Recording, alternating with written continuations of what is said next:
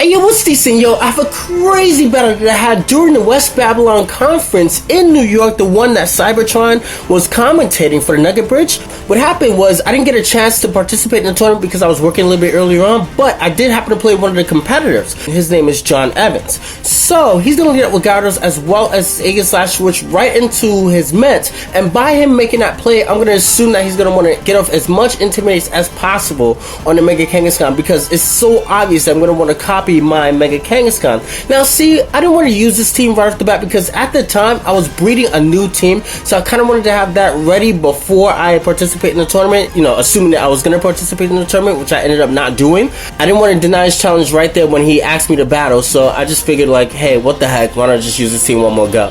So I'm going to put both Pokemon to sleep. He's going to switch right back out, giving me another -1 because I went for the Power Up Punch, so I'm at neutral right now, and when Gyarados comes back into play, my Kangaskhan is back at -1. So what I'm going to do, I'm going to go for the Power Up Punch on his other side, being the side that his Gyarados just came into play, trying to take advantage of the fact that his Mets was asleep, so I can copy my Mega Kangaskhan with some boost. So at this point, I'm a +1 Mega Kangaskhan. Well, you're about to see that my Smeargle is also about to become a +1 Mega Kangaskhan at this point.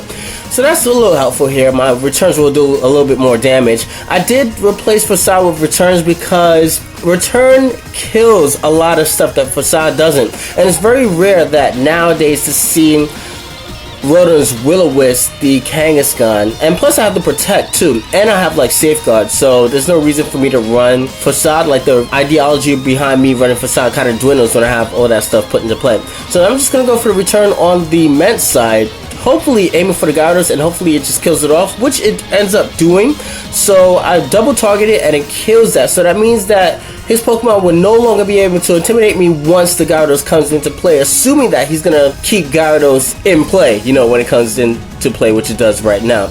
So now it intimidates me, and I think I'm at -1 right now, thanks to the whole bunch of times that he was switching in. So now Gyarados is going to Mega Evolve, and because I'm at -1, I'm just going to go for the Power Up Punches, knowing full well that he's not going to be able to finish me off unless he double targets me for that turn. I can get it for Power Up Punch and then follow up with the Sucker Punch, and is grateful that Aegislash stayed asleep for the amount of turns that it happened to stay asleep.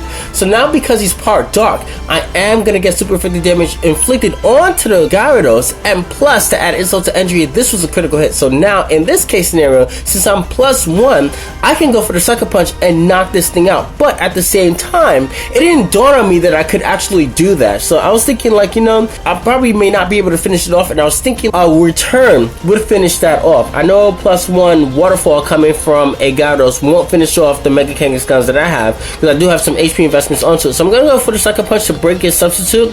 Me thinking, not even paying attention to Aegislash, that it was recovering leftovers all this time, so I was reluctant to go for the Sucker Punch because I thought it had the weakness policy, but that's just me not paying attention.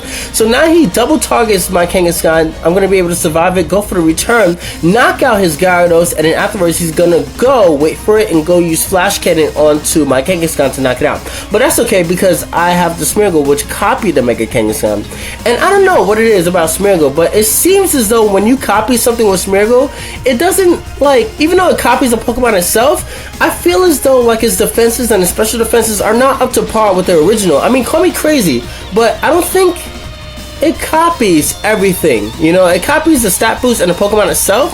I mean, I could be dead wrong about that, but I just feel like the Smeargle that has copied a particular Pokemon takes more damage than the original Pokemon itself. I could be hallucinating. So I know that he's going to want to go for the Protect on his Rotom. He's hence me targeting his Aegislash. I'm going to go for the substitute, but that's okay because I went for the burn on it. So I could just target it with the Sucker Punch from the Mega Kangaskhan, and then afterwards go for the Rotom and use Hydro Pump on his other side. So it's basically a good game from here. Definitely had a lot of fun attending that event. Peace. What you doing?